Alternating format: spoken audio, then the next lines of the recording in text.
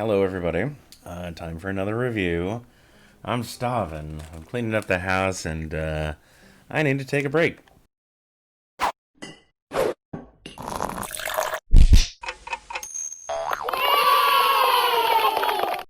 So, what are we trying today? Well, we're going to be doing the Fujiwara Shizimi Salt Ramen. Interesting looking package we got here. We got our, what looks like to be a pretty creamy or opaque broth with a couple of those, like, tiny little fish balls, maybe. And maybe that's like some pork on top with some ginger pieces. And those look like green onions or chives or whatever. I don't know. But the presentation on the product is good. We definitely got this one out of a ramen box of some kind. They all had the little descriptors taped physically onto them. They have zero English on them. But we do have the directions. Looks like we're bringing 2.5 cups of water to a boil. Add noodles and cook for 3 minutes. Yay! These feel like really small noodles to cook for 3 minutes, but that should be interesting. Add flavor packet, stir, and enjoy. Boom! What can we say about the package? Well, it has zero English on it. Don't know if we can knock it for that. But I do like the colors. And I like the presentation on the product. Can we tell how much sodium's in here? Yeah, as far as ingredients on the back of this one, could be ding dang anything. Like, which one of those is sodium? Don't know. Can't even tell you what the sodium is. But we will be going to www.fujiwara semen.co.jp. So let's see if we can find the sodium. If we can't, it's like that's gonna make this a weird review. Okay, everybody, future editing Lofi coming at you from a wild romp into the world of Japanese translation, and I was completely unprepared for this, but let me walk you through exactly how I got to a determination on this salt value, and boy oh boy, you're not gonna believe what it actually came out to be. So I was sitting here poring over terrible stills of the camera footage, which was coming off of a pretty terrible webcam with my shaky hands, and I couldn't get anything here from any kind of characters that I could cross-reference with what I could see on Google. I was over here trying to look for a sodium value according to these things, and I eventually ended up downloading a translator onto my phone and trying to point it at this terrible footage, and it really didn't work. Eventually, I finally came to the conclusion that if I looked at another another nutrition facts sheet from them, I would probably be able to determine what the value was. So I came back over to this Fujiwara from Semen, Kanizamai, whatever.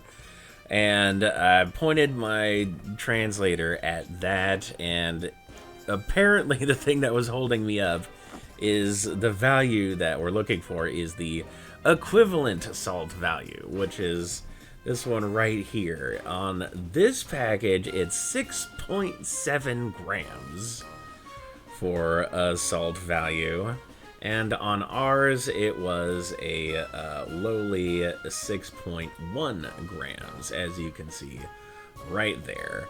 So what does that mean in all practical value? Well, you're looking at 6,100 milligrams of salt.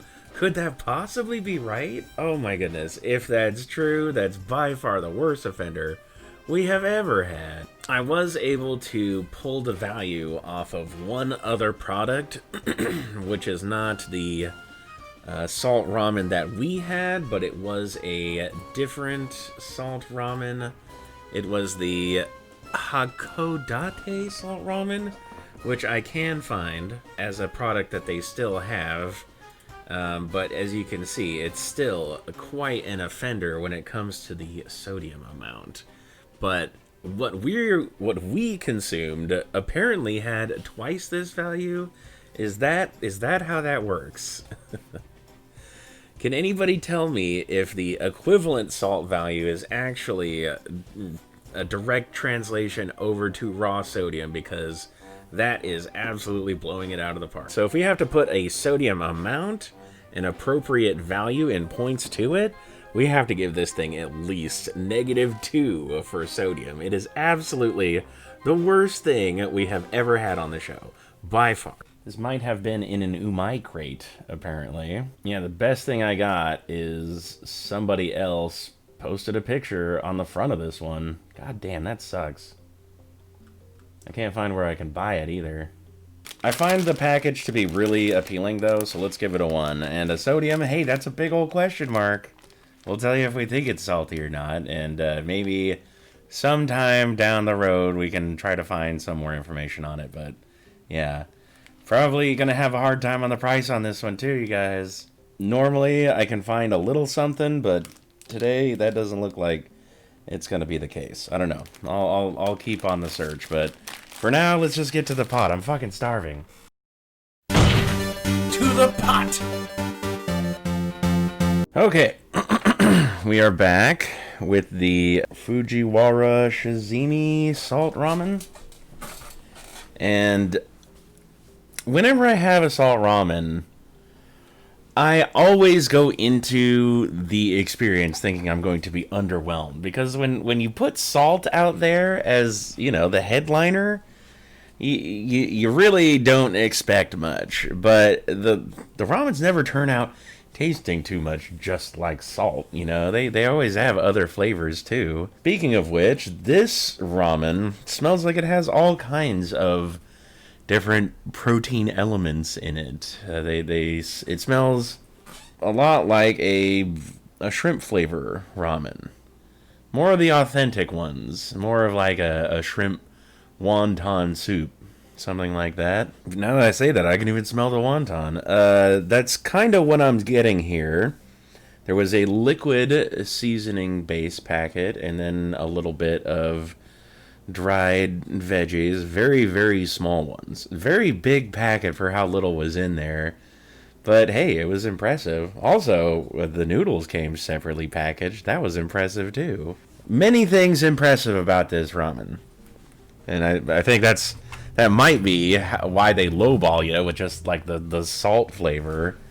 But who knows? Under promise, over deliver. Maybe that's what's going on here. But I can say that this is kind of a beautiful looking soup.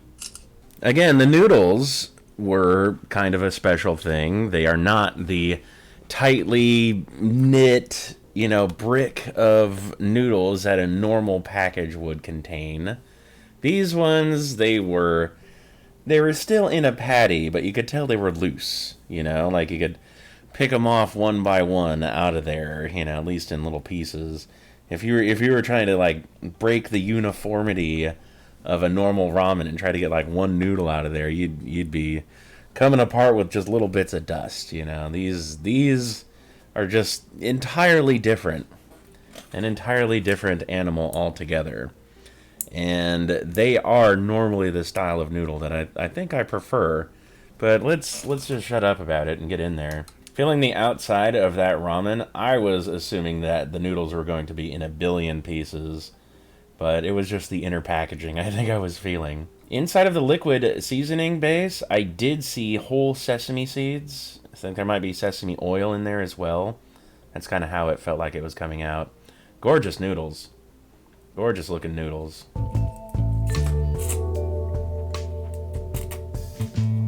The noodles are awesome. Great texture. Great texture to those noodles. And I will say that it was a good choice to go with the broth, but maybe this broth isn't like right up my alley. It reminds me of a product on the market, and I don't know how many people like in the general scope will have access to it or will have any knowledge of it, but I sell these little fish balls at Asian import markets, and what were the name of them? They had like some weird name, and I was like, oh shit, they named their whole company after that? Let's see here. Fish balls. I stock these all the time. It was like, go stock the something something balls. It's like, what? Oh, it was the Dodo. I think that was the brand. And like doo-doo. And I was like, yeah, let me go stock the doo-doo balls. I don't think that went over well with the boss. Let me go stock those doo-doo balls. What a stupid thing to remember. So, love the noodles. I'm giving the noodles an 8. These are fantastic. You can't really ask for more out of a packaged ramen. They have some decent flavor to them themselves, and the texture on them is great, and they pair nicely, like I said.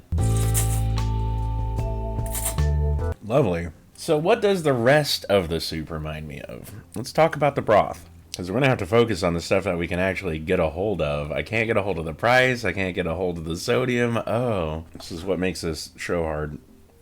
Anyway, the broth on this, not a huge fan. I would normally recognize this as the kind of broth that goes with something that has a seafood dumpling in it. That kind of thing. It's not an overpowering flavor. It's somewhat mild, but it is distinctly fishy. I think maybe like white fishy. Had the gefilte fish balls recently, and it reminds me of that a little bit. Maybe less of the flavor of the celery and carrots or whatever it is that goes in there. Because those taste like kind of almost like chicken soup, but with a little bit of fishiness to it. And that's kind of what we got going on here. It's like a really, really weak chicken broth with some more powerful fish flavors put on top of it. Can't identify specifically what, but it tastes like more than shrimp. It tastes like it also has a little bit of sea funk included. And that's not terrible, especially if you like seafood. It's not really ringing my bell. It's not really floating my boat. So I think we're going to have to give this broth a 5. I would come to this ramen again. Really, really loving that noodle. And I think that you could serve certain things that would accompany this specific ramen very well. You're not going to get that from the packaging, though. Would I put pork slices and ginger in here? I don't know. I don't think so. Like the scallions would definitely work. But, yeah, suggested packaging. Who knows what that could have been?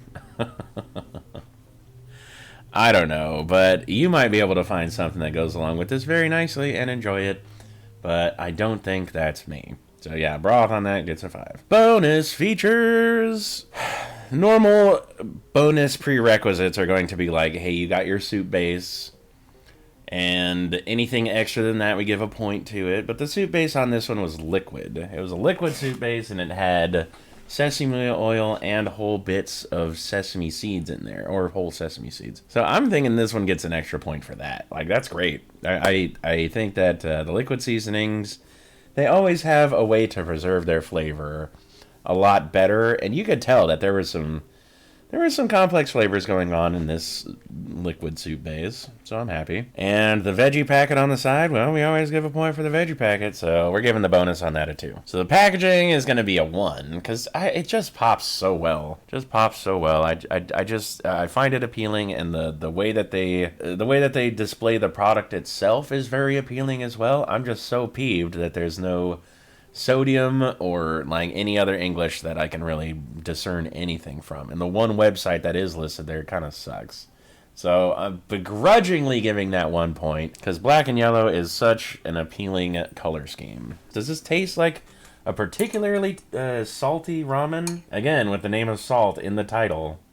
I don't know if that's supposed to be like what that's supposed to indicate. I am guessing there's more salt in here than a lot of ramens. I'm going to put this over 1,400 milligrams of salt, at least. We're going to have to see if we can't get that information somehow. Let's wrap this up. So, here is my final approval for the Fujiwara Shizimi Salt Ramen. Good little number here. I doubt you're going to be able to find it. It looks almost impossible for me to get a hold of. But if you do, and you're a fan of seafood type flavors, give it a shot. And I hope you enjoyed the show, everybody. Please make sure to join me next time. We'll get another old ramen out of the mystery box. We're actually starting to get to some of the new ones. I'm excited for that. I actually have the price and receipts and shit, you guys. I'm getting giddy over the prospect. So make sure to join me for those times. And we will see you soon, everybody. Catch you next time. Hoverboard.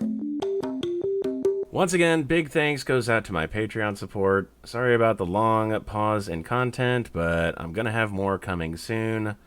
Stay tuned.